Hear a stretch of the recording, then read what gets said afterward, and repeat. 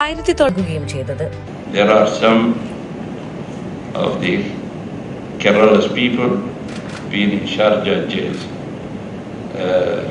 Not only the Kerala's people, not only the Indian people, but any others, same cases, no crimes, but maybe problem of some deaths or quarrel or so on.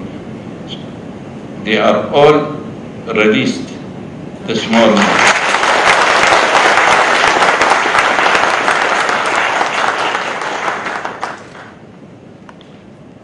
The Executive Council is asking, send them back to India. I said, no.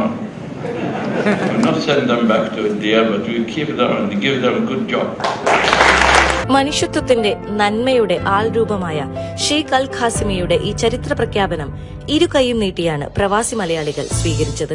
3 കൊല്ലമായിട്ട് ഇവിടെ ജയിലിൽ കിടക്കുന്ന പാവപ്പെട്ടവരായ criminal കേസുകളിൽ പെടാതെ civil കേസുകളിൽ പെട്ടുപോകുന്ന അവർക്ക് തന്ന ആനുകൂല്യങ്ങളും അവരെ വിടാന്നുള്ള ഒരു കാര്യവും അവർക്ക് ഇവിടെ ജോലി തരാന്നുള്ള കാര്യവും പറഞ്ഞത് ഇത്രമാത്രം ഒരു സന്തോഷം പങ്കുവയ്ക്കാൻ സാധിച്ചതിൽ പ്രവാസി എന്നുള്ള നിലയ്ക്ക് ഷാർജയിൽ നിന്ന് എനിക്ക് ഭയങ്കര സന്തോഷമുണ്ട്. ഷാർജ ഭരണാധികാരി ഇന്ത്യയിലെ പ്രവാസി സമൂഹത്തിന്, UAE-യിലെ ഇന്ത്യൻ പ്രവാസി സമൂഹത്തിന് ഒട്ടേറെ സൗകര്യങ്ങളും സഹായങ്ങളും ചെയ്തു തന്നിട്ടുള്ള ഒരാളാണ്. ഒരുപാട് മലയാളികൾ അദ്ദേഹത്തിൻ്റെ പേഴ്സണൽ സ്റ്റാഫായിട്ടും അതുപോലെ തന്നെ എന്നെപ്പോലെ ഡിപ്പാർട്ട്മെൻറ്റിൽ വർക്ക് ചെയ്യുന്നവരായിട്ടും അദ്ദേഹത്തിനുണ്ട്, അറിയാവുന്നവരായിട്ടുണ്ട്. അപ്പോൾ അവരൊക്കെ തന്നെ വളരെ സന്തോഷത്തോടു കൂടിയാണ് ഈ ഒരു പര്യടനം വീക്ഷിക്കുന്നത്.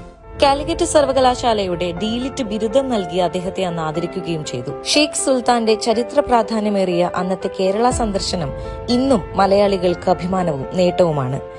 ഒട്ടേറെ ഭാഷകൾ അനായാസം സംസാരിക്കുന്ന ഷെയ്ഖ് സുൽത്താൻ ഹിന്ദിയിൽ സംസാരിക്കുന്ന രസകരമായൊരു വീഡിയോയും ഇന്ത്യക്കാർക്കിടയിൽ ശ്രദ്ധേയമായിരുന്നു.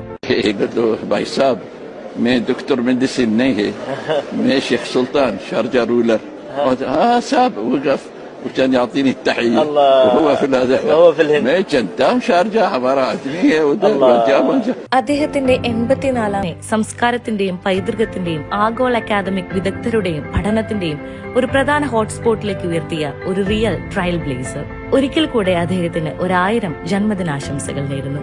Happy birthday to our beloved Sheikh Sultan bin Muhammad Al Qasimi.